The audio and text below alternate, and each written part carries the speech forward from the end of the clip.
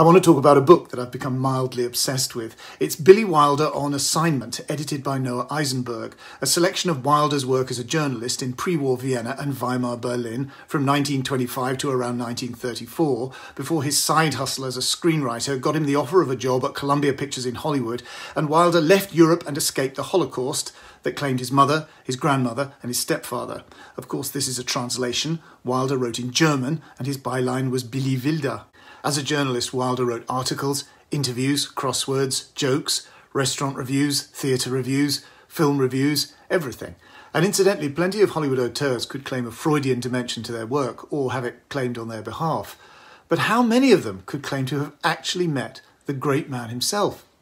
This book recounts the story of how in 1925, Wilder's editor at a Vienna paper, perhaps Die Stunde, or The Hour, told the 19-year-old Billy to get over to Berggasse 25 and knock on Sigmund Freud's door and ask him what he thought of fascism. And so the young Wilder, whose movie Sunset Boulevard was to have the greatest Oedipal relationship in movie history between aging silent star Norma Desmond and the young screenwriter Joe Gillis, and whose film Some Like It Hot would show the fragility and fluidity of sexual identity, had to ring the bell and ask the maid if Dr. Freud was at home.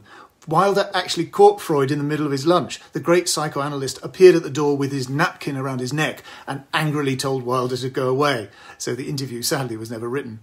The amazing thing about this book is that it shows us the European prehistory of Billy Wilder and the European prehistory of Hollywood itself. His Some Like It Hot was famously remade from a German film called Fanfaren de Liebe, or Fanfares of Love, itself remade from a French film. But this book shows how the railroad station scene, in which Tony Curtis and Jack Lemmon show up in drag, has effectively been remade from Wilder's own excitable article about meeting the British Tiller girls who were on tour in Europe, and Wilder interviewed them on the platform at Vienna's Westbahnhof station.